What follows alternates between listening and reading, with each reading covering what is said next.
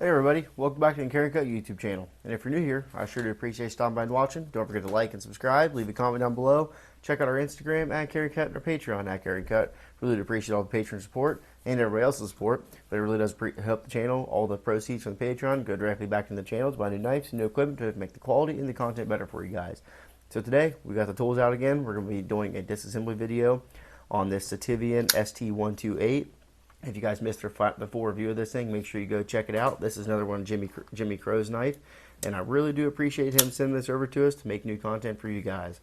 So let's go ahead and get right on into this thing. I think it's going to be a pretty simple teardown here, just like most of the liner lock knives that we do.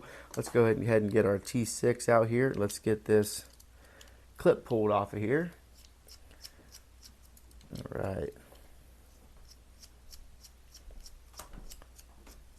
Sometimes be a little cantankerous. There it goes.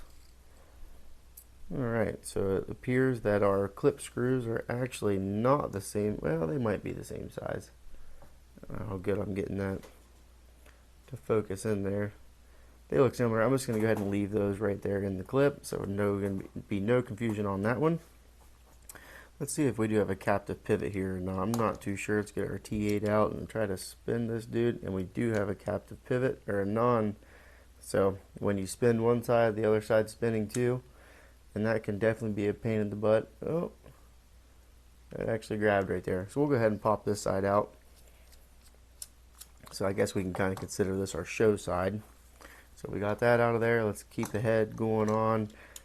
And let's take out this body screw right here. If you guys do need a new breakdown mat, this is definitely a highly recommendable one. Really do love this thing. One of our good buddies, Nick, sent this over to us, and it works very well. We do have magnetic. I guess we'll go ahead and just use the magnets right there. But those are all going to be the same size. Alright, so let's go ahead and throw that out of there. We do have one liner there. Alright. Alright, so there's a good way to look at that.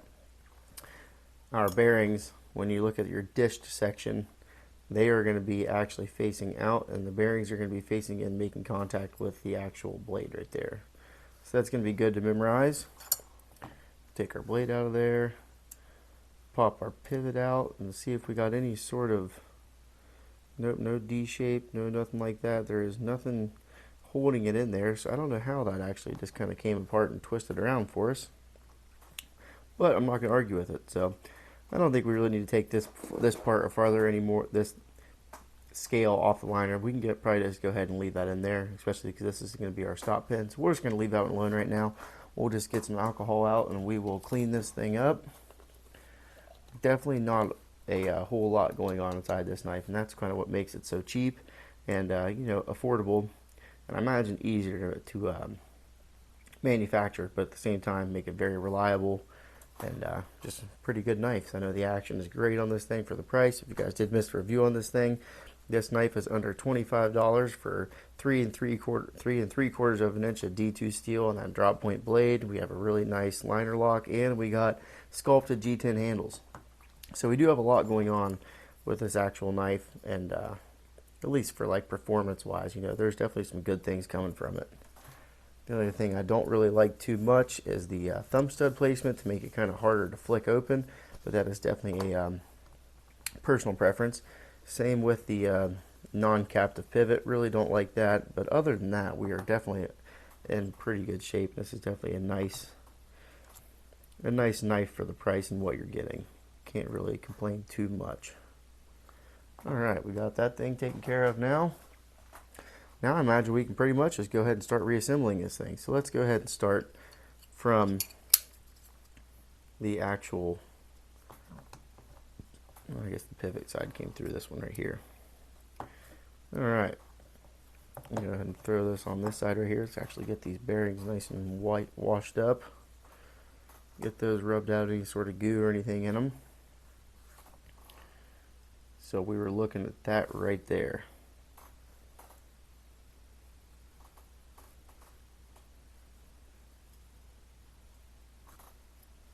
Alright, we'll go ahead and throw our washer down in there, bearing system.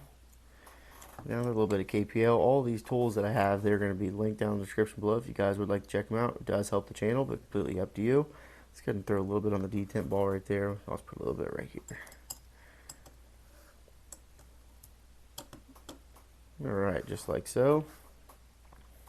Same for here. We'll go ahead and throw a little bit down here on this. I want to keep calling this a race. I'm not sure if that's actually the right terminology or not, but it makes sense to me if you're thinking about bearings. Alright, so now let's go ahead and throw the other side of our liner back on here. Just like so, like that. Nice and simple. And this thing was incredibly easy to take apart. Really do love that. Alright, let's go ahead and get our T8 back out. We'll start here at the back. We're not going to go crazy on tightening. We're just going to get it nice and snugged up. We'll do a final tighten down. Oop. Darn thing. These drivers have a little bit of magnetizing, however you want to call it, left on them.